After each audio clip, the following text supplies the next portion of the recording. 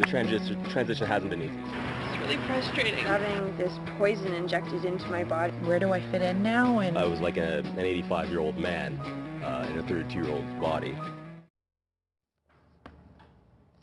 The documentary titled Wrong Way to Hope, the producer, Mike Lang. Welcome to Breakfast Television, Mike. It's great to have you. Thanks for having me. I think the first thing that's jumped out about this project that you've embarked on is the title, Wrong Way to Hope. When it comes to featuring the stories, the incredible inspiration that is the story of cancer survivors, what is the wrong way to hope?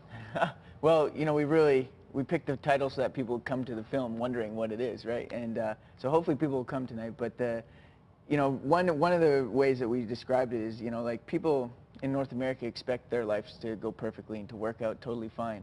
And when that's not going to be the case, you know, it's the wrong way to hope that your life is going to work out perfectly. Like things are going to happen to you that you don't expect. And cancer is one of those things in my life. You're not just a documentary producer. I suppose it's probably fair to say that when you were in your mid-20s, you received news that might have indicated that your life wasn't going, as you would say, perfectly. Yeah. I was 25 years old. I went in to get an asthma medication, and they did a chest x-ray and found a grapefruit-sized tumor in the middle of my chest instead.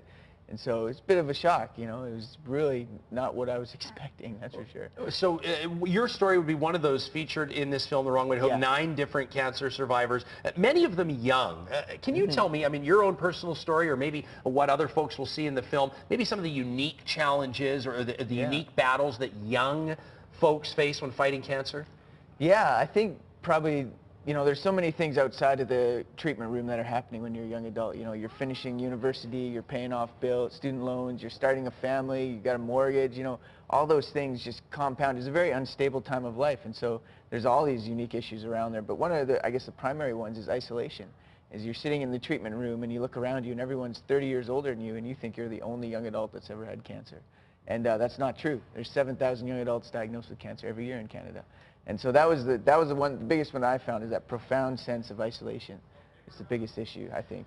So you have this story, you know, you've beat the challenge that you faced, and now I would imagine that you probably carry on your shoulders this sense that this project is very special to you. You know, Yeah, I would imagine yeah. you take it very personally.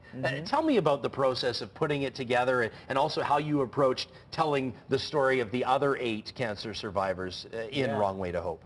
Well, really, you know, honestly, the film itself is me trying to figure out what just happened to me, you know, because I was only 5 months out of treatments when we went on the trip. And so I organized it all while I was in treatments, trying to find some sort of purpose in the suffering that I was going through, right? I had no idea what was happening to me, and so I was trying to put some purpose to it. And so on the trip, it's just us processing what just happened to us. And now, you know, we get to go across the country, and all the survivors in the various cities across the country are helping us put on these big screenings. And it's awesome to be able to reconnect that way and share the story, you know, and raise awareness about being a young adult with cancer and those unique issues, like you said. Absolutely. So Wrong Way to Hope will screen tonight at the Stanley A. Milner Library downtown at 7 o'clock. Admission by donation. Mike, who is this for? Who that's watching right now needs to make sure they make it down to the Stanley Milner Library to check this out? I would say everyone. We really thought it was for cancer survivors at first, but the themes that we discuss in the film are totally universal across the board, and everyone can draw some sort of wisdom from these stories.